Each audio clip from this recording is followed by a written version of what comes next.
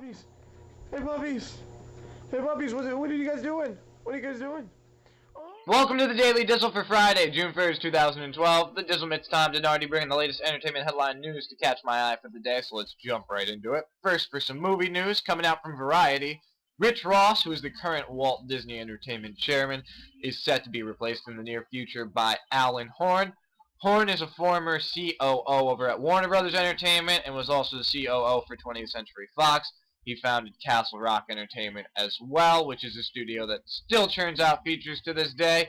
So that's pretty good news for Disney, especially because Rich Ross is more of a TV guy. Meanwhile, Horn is very well regarded in the film industry for his proven track record, and also for his conservative ways, and that's just what Disney needs at this point with the amount of $200 million plus blockbuster movies that they've put into the pipeline.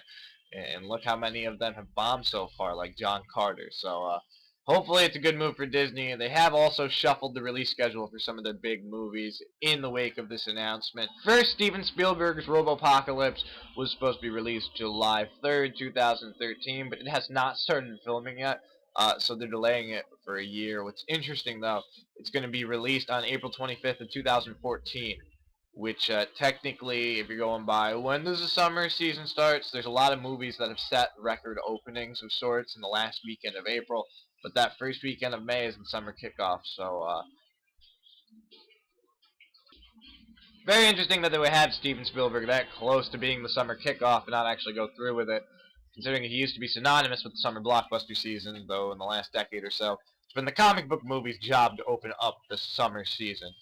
Now, going to the July 3rd slot that has been freed up by this move, The Lone Ranger is going to be delayed from its original May 2013 release, and it's going to take that slot.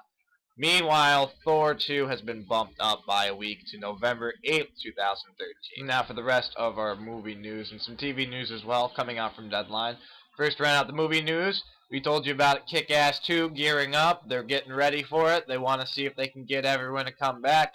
So now it's being reported that negotiations are almost closed for the principal actors, Aaron Johnson, Chloe Moretz, and McLovin, and Nick Cage is still in negotiations to apparently pop up in a cameo. Now onto the TV news. Lionsgate CEO John Feltheimer recently discussed the possibility of the Expenables, the movie Red, which is getting the sequel treatment soon, and also Step Up making their way to the small screen. Same company who now owns the Twilight series and has discussed the possibility of that being turned into a TV series.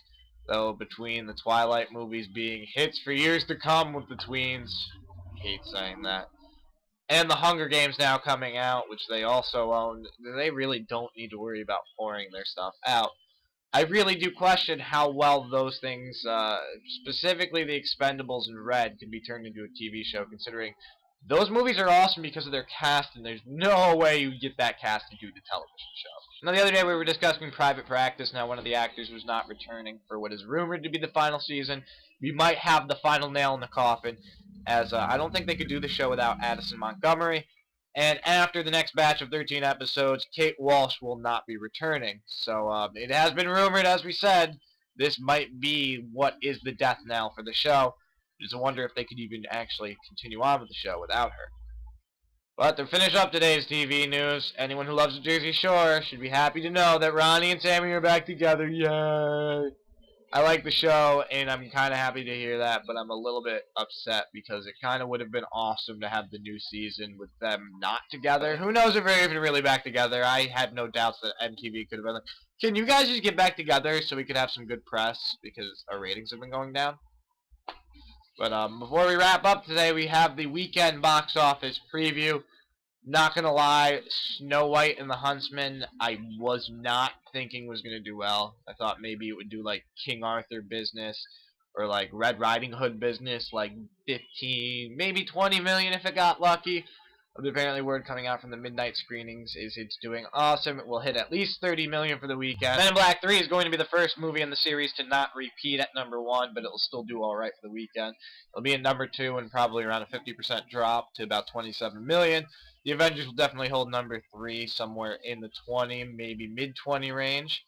But they're doing alright, and everything else is going to drop below $10 million for the 3-day weekend. So not really much to note, so that's going to wrap up our box office report for today. But be sure to check back Monday where we will have the actual results for you. That's what we got for today's episode, but we thank you guys for checking us out here as always. Hit the subscribe button on the screen if you haven't done so already.